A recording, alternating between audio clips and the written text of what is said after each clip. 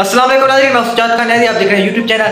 नाज़रीन, आपने देखा है कि एक दूसरे को रोडों पे घसीटने वालों ने एक दूसरे की मदद करके हुकूमत बनाई है और सारे पीछे जो दावे की थे, जो भड़के मारी थी, वो ख़त्म हो गई है। और जरदारी जो पाकिस्तान का सबसे बड़ा डाकू था, शहबाज शरीफ खुद कहते थे, आज उसी को वज़ीर आज़म बना दिया है। इस पर हामिद मीर ने बहुत अच्छा तजज़िया दिया है और इमरान खान के बारे में हामिद मीर ने क्या कहा है। सबसे पहले आप ये वीडियो देखें, फिर इस पर मज़ीद डिस्कस करते हैं कि इमरान खान साहब की हुकूमत अपनी मुद्दत पूरी नहीं करेगी और फिर वो उसने मुद्दत पूरी नहीं करी। अब आपको क्या लगता है कि शहबाज शरीफ साहब की काबीना ने आज हलफ उठा लिया है और जरदारी साहब ने उनका हलफ लिया है, क्या शहबाज शरीफ साहब की हुकूमत आपको अपनी मुद्दत पूरी हुई करती हुई नज़र आ रही है? देखें जी, इस मरहले पर तो कुछ कहना मुमकिन नहीं है।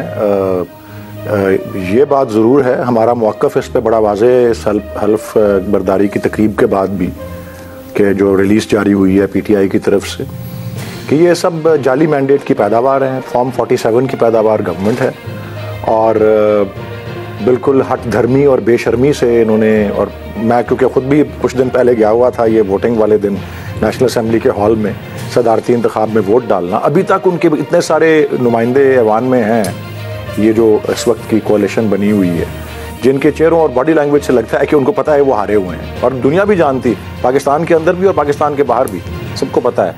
तो ये एक जाली मैंडेट की पैदावार है और इसको मुसल्लत जो है वो इस तरह से कर दिया गया है, सदारती ओहदे को भी और ये बाकी वज़ीर आज़म और उनकी काबीना, हम इसको वही जो नाजायज़ और गैर आइनी जो निगरान हुकूमतें थीं उनका ही एक तसलसल जो है वो नज़र आ रहा है हमको। ये एक दूसरा कि ये भी नज़र आ रहा है इस तरफ के ज़ाती मुफादात की सियासत वाले तमाम एक तरफ खड़े हुए हैं और इस वक्त गवर्नमेंट में हैं, और MQM मिसाल के तौर पे वो तो कहती है कि जी हमारे लिए गवर्नमेंट में होना ऑक्सीजन की तरह है। ये मैंने उनकी लीडरशिप को खुद अपने कानों से कहते हुए सुना है।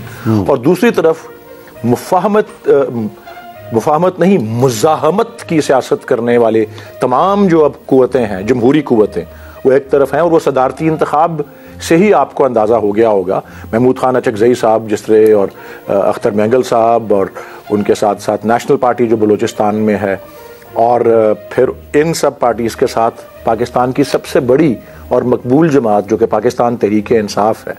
तो अब एक्चुअली तो मज़ाहमत की तमाम जो कुव्वतें हैं और जो जमात मज़ाहमती और आइन के दायरे में पुरअमन और गैर मुसल्लह जो है मुज़ाहमत करने वाले, वो सब एक तरफ खड़े हुए हैं और ये जो है सिलसिला ये दूसरी तरफ है।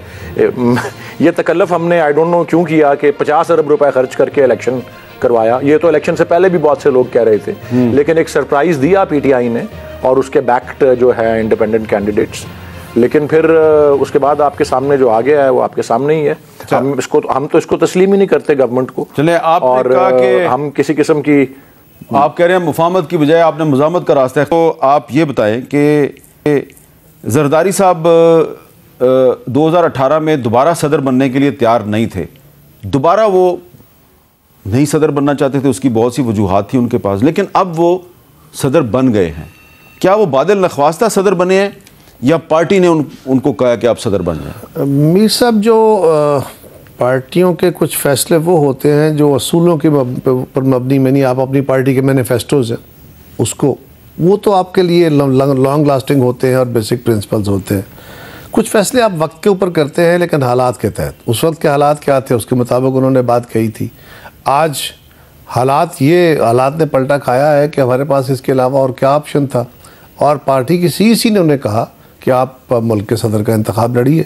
हम एग्जेक्टिव अगर इस वक्त हुकूमत का साथ दे रहे हैं और हम एग्जेक्टिव अथॉरिटी में नहीं हैं, तो हम जायज़ तरीके से ये समझते हैं कि सदर हाउस, जहाँ से हमेशा अक्सर वहाँ से ऐवानों पे और जमहूरियत पे और वज़ीर आज़म पे, आपने ये वीडियो देखा किस तरीके से हामिद मीर पोस्टमार्टम कर रहे थे और एक दूसरे को रोडों पे घसीटने वाले, सबसे बड़ा पाकिस्तान का डाकू एक दूसरे को कहने वाले, आज एक दूसरे की मदद करके, चपलूसियां करके और सिर्फ अपनी जान बचाने के लिए, अपने करप्शन के केसेस बचाने के लिए, जो पाकिस्तानी अवाम को लूटा है वो बचाने के लिए 17 सीटों के साथ पाकिस्तान पर एक वज़ीर बन गया और एक 17 सीटों के साथ पाकिस्तान का सदर बन गया है। पाकिस्तान की बदकिस्मती है, पाकिस्तानी अवाम की बदकिस्मती है कि पाकिस्तानी अवाम जो भी कह ले, इनको वोट ना भी दे, फिर भी इनको मुस्तरद कर दिया जाता है।